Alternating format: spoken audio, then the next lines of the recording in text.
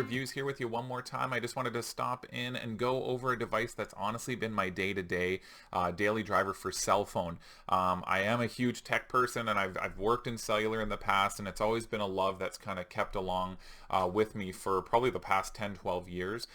So I've started way back in the BlackBerry days, getting into smartphones. Prior to that, just obviously, of course, basic flip phones, but then moving into BlackBerry, even the old Palm Pres, then upwards to the HTC Dream, the Magic, and then on forward from there. I'd love to say I dabbled a bunch in iPhones, but outside of secondary phones that were work phones with the iPhones, I haven't done a ton with them. I feel like they haven't changed a crazy amount over the years. I feel like the original Android stuff was so clunky. It's come so far that I've just kind of stuck along with it, and I've really enjoyed those upgrades. So I just wanted to talk to you guys a little bit about the phone that I've been using as my daily driver since Black Friday. I switch phones every single year. I just like staying up with the latest and keeping up with the Joneses on the phone side of things. So every year I switch. Every year my wife gets pulled along with me. I switch her phone, which she hates, but that's neither here nor there. But it does give me kind of an idea of multiple phones per year of the newer devices. So going into the fall, to give you a bit of an idea of the background, I was coming from a OnePlus 6T. So obviously the fall rendition of the OnePlus line. I love the phone. It was absolutely as clean as I could have hoped. Prior to that, I came from the Pixel line, the Nexus 6P. So I enjoy the clean operating system experience that the Pixel had provided. I didn't love the hardware of some of the Pixel stuff over the years, obviously, but I just feel like they were getting a little bit lazy with moving forward and putting actual power into the device. They were relying a little too much on software. Don't get me wrong, the software is crazy, the camera was crazy, but the OnePlus seemed like a decent solution for me to that. You get the powerhouse of the device, but the nice clean OS of Oxygen OS, and it really was. The overlay is so smooth, so quick. They add a couple little tweaks, but nothing that changes everything like a full overhaul like the Samsung side of things. So it was definitely a clean experience. So coming into the fall, naturally, this past fall into the Black Friday areas, usually when I switch devices, I was hesitant to switch. It was probably one of the first phones that I wasn't itching to just try something new just for the sake of early adoption. And I was hesitant. I was tons of research, watching reviews, and going over what should I go for, what should I go for. I even hesitated and debated the iPhone. I did end up sticking Android just because that's what I know and that's what I love over the years, and just the ease of transition for me. I decided, you know what, I'm going to stick that route. Obviously, when I want a full powerhouse without ordering something random again, I feel like the 7T Pro and all that kind of stuff just didn't quite catch enough of an upgrade for me to bother, and I wanted to feel something else that wasn't the OnePlus, just to see where things were at in the market. So naturally, the next one to catch my eye powerhouse wise was the Note 10 Plus. So that's what I've decided on. The Note 10 Plus is what I went with last fall.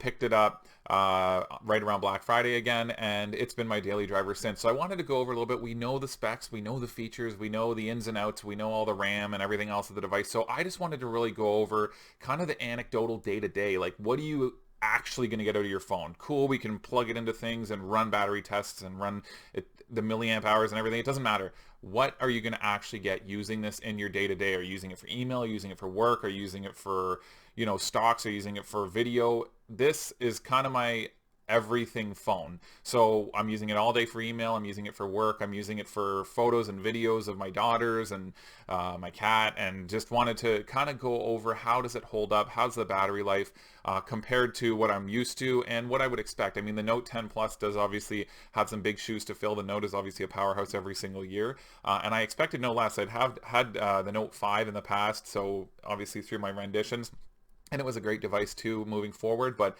I really wanted to see what to expect out of Samsung's newer One UI, a One UI 2.0 coming, and is now on the device, and see if it could stack up to that clean OS experience that I came from OnePlus and the Pixel line. So as far as the hardware goes, I wasn't concerned. I mean, the Samsung is one of the cleanest looking phones, in my opinion, of course, that you can get on the market. The screens are absolutely stunning. They went with these crazy colors on this one, which is fantastic. I love the look of it. Now, you will notice on mine, it's got a matte clear skin on it. I just couldn't do the fingerprints. I still get a little bit of the sheen there, but the fingerprints drove me crazy. I did it for about a week and I just can't. I even had a clear case for it because I didn't want to scratch it all up, and the clear case fingerprints were driving me crazy. So I had to do something, and the clear case I found on this thing just made it even bigger. I know I'm kind of running a little risky movements here as far as really no protection outside the back, and I have a screen protector on it, but for drop protection, not really hardly anything. That being said, though, I'm living dangerously and going that route. The phone itself, though, has been really clean. The hardware of a Samsung, I didn't expect any less. The camera, I found really, really, really clean. It beats the OnePlus 6T, obviously, I came from. The OnePlus never really blew me away on the camera front, especially coming from like more pixel style stuff prior. But it was decent. It got you by, had a little bit of a washout to it. This thing here has got some super clean pictures. The video is really clean.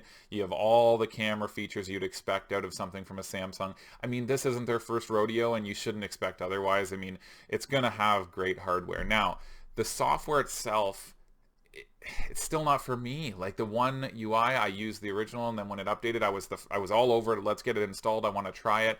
I can't do it. Like you'll notice here on mine, I'm running a skin, the Lawn Chair 2 skin. It's just nice and clean. It's kind of more that pixel feel that I'm used to.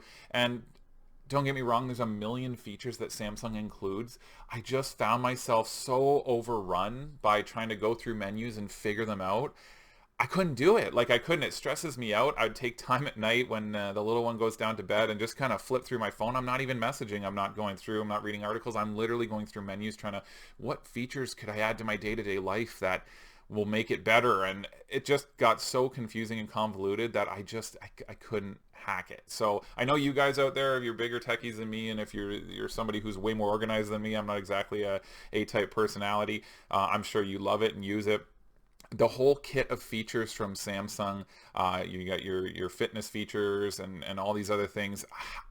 It's just not for me. I mean, I just love the cleanliness of the Google kits, and I can't get into the Samsung side. So I'm sorry, I hate it. It's just not for me for the UI. So I am using a skin, but with the skin, it's clean. Like I love it. It's fast, it's smooth, it's quick. I will say compared to my OnePlus, there is the odd hitch and slowdown comes. The beginning was very, very fast, and then the odd lag is started to creep up a little bit when I'm navigating through menus. It's just not that buttery smooth quick.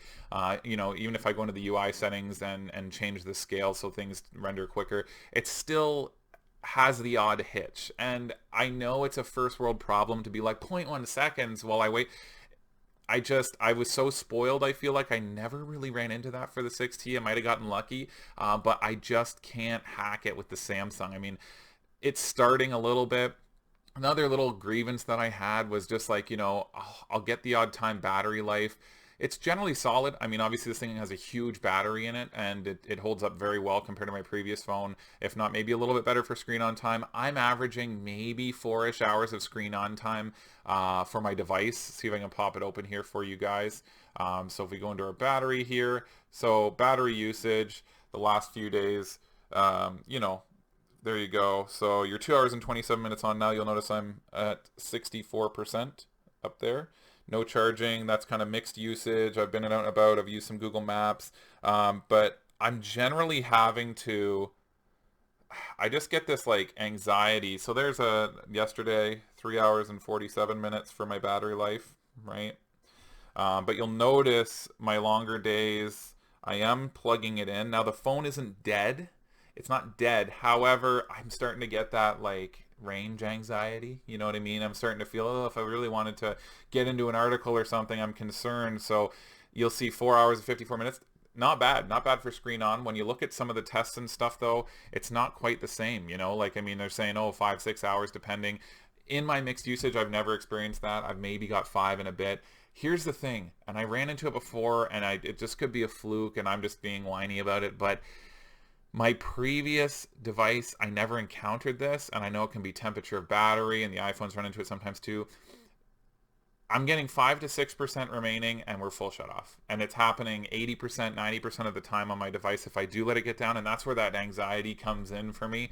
Again, it's first world problems. I mean, I'm getting over 4 hours of screen on time with it, but it's just at the end of the day, if you're on your phone a lot through the day and you use it a lot for work, I'm getting to the point where I'm watching it, I'm getting the notification at 15%, oh, your battery's running low. Then I'm getting the, I'm getting into that 5, and it seems like I see that 5, if I even see it, and it's off. It's fully off, shutting down, and it drives me absolutely insane. I plug it in, I'm at 0%. It's just, like, I don't know why we do this. I don't know why the readings can't be a little more accurate. Again, I never ran into it with the 6T. I honestly didn't really run into it with the Pixel. I did run into it with the Nexus 6P.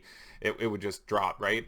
And I just find it frustrating. Again, is it nitpicky? Absolutely. But I mean, it's 2020. I mean, we're at a point now where you're charging upwards of $2,000 for smartphones. I mean, I don't think it's unfair for me to expect literally almost the world out of these things when you consider the power of a computer you could buy for $2,000 or $1,500 these days, especially when you get into the Canadian funds. I mean, I'm looking at pushing $1,800, $1,900 for some of these things after tax. And it seems unnecessary.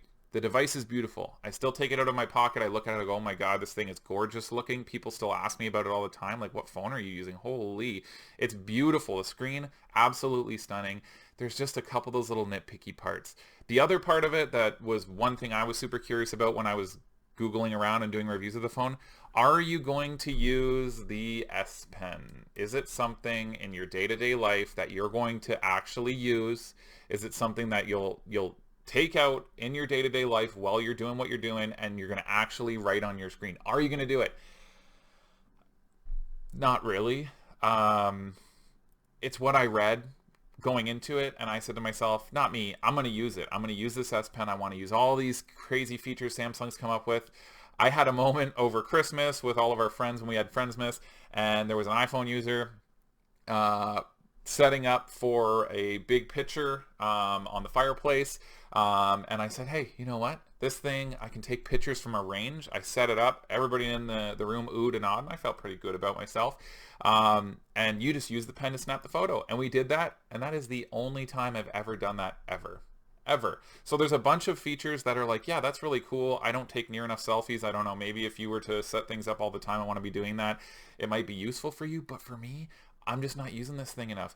Honestly, the hugest thing I use it for is Smart Select, where I can drag and select a portion of text or a meme or something and ship it off to somebody. That's pretty handy. Do I write on my screen? No. Do I write notes on my screen? No. The other side of it too is I found it difficult to find a screen protector that doesn't literally let me indent the rubberized part with this thing because of the tip.